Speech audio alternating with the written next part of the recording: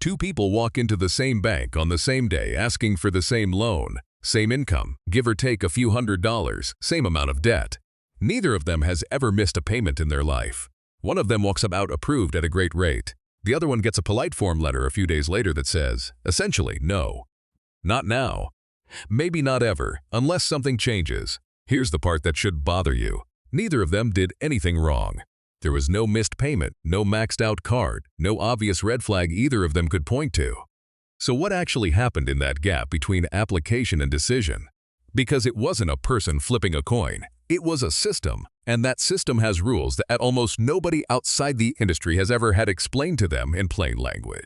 I'm Reed, and today we're opening up exactly how that system works, why being financially responsible doesn't always protect you the way you'd expect, and why some of the safest financial habits you've been taught can actually look risky to a machine that was never built to understand nuance.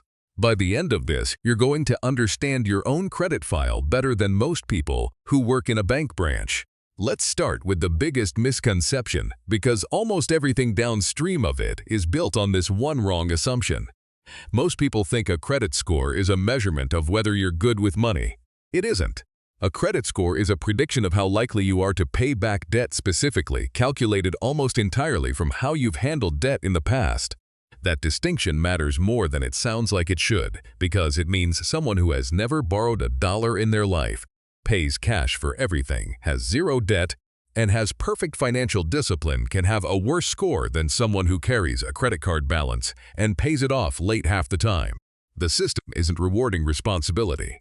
It's rewarding a specific, narrow kind of borrowing history, and if you've never generated that history, you're invisible to it. This is what's called having a thin file, and it's one of the most common reasons financially careful people get rejected. No data isn't read as safe. It's read as unknown, and unknown gets treated almost the same as risky because the model has nothing to predict from. Now here's where the first real divergence happens between our two applicants. One of them might have a slightly longer credit history, even if it's not a better one. Length of history makes up a real chunk of most scoring models, which means someone who opened their first credit card at 19, even if they've used it carelessly, can outscore someone who avoided credit entirely until their late 20s out of genuine caution. The machine doesn't know one person was being careful. It only knows one person has more months of data than the other. The second divergence point is something most people have heard of but completely misunderstand. That's the difference between a soft inquiry and a hard inquiry. When you check your own score through an app, that's a soft pull. It costs you nothing. But when a lender pulls your file as part of an actual application, that's a hard inquiry, and it temporarily dings your score, usually by a small amount, but it adds up. Here's the part nobody explains well. If our two applicants shopped around differently before applying, even by a few weeks, one of them might be walking in with 3 or 4 hard inquiries from comparing rates at different banks, and the other might have just one. Shopping around, which sounds like the responsible thing to do, can quietly stack up against you if it's not done within the right window of time. Because most scoring models only treat multiple inquiries for the same type of loan as a single event if they happen close together. Outside that window, every single check counts separately. But the real gap, the one that actually explains most outcomes, like the one we started with, is something called credit utilization, and it's brutally simple once you see it. This is the percentage of your available credit that you're actually using at any given moment. Someone with a $5,000 credit limit who's currently sitting at $4,000 in balance is using 80% of what they have access to. Someone with the exact same balance, $4,000, but a $20,000 limit, is only using 20%. Same debt, same dollar amount. Completely different signal to the algorithm. The first person looks like they're stretched thin and close to their ceiling. The second person looks like they're using credit comfortably within their means. And here's the cruel twist. The person with the lower limit very often has the lower limit specifically because they're newer to credit or have a thinner file, which means the exact people who most need a break from this calculation are the ones it punishes hardest. This is also where the timing of your statement matters in a way almost nobody realizes. Utilization isn't measured on the day you pay your bill. It's typically measured on the day your statement closes, which might be weeks before your payment is even due. You could pay your credit card off in full every single month, never carry a balance, never pay a cent of interest, and still get reported to the credit bureaus as carrying a high balance, simply because of when the snapshot was taken relative to your spending. Paying in full doesn't matter if the timing of the report catches you mid-cycle. Now let's talk about the part of this that genuinely isn't a coincidence. And that's how automated this entire process has become. Most loan and credit decisions today, especially for anything under a certain dollar amount, aren't reviewed by a person at all. They're run through an underwriting model that takes in dozens of data points, weighs them according to a formula the bank doesn't widely publish, and spits out an approval, a denial, or a referral to a human for anything borderline.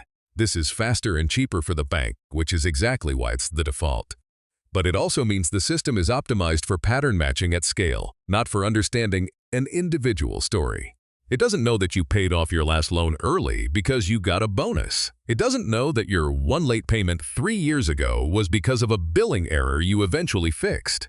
It sees a pattern, and patterns are blunt instruments. This is exactly where I want to flag the objection some of you are already forming, because it's a fair one.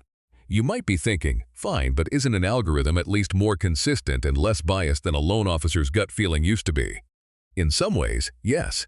Automated underwriting did remove a lot of the inconsistency, and in some cases outright discrimination, that existed when approvals were based purely on a person's judgment. That's a real improvement.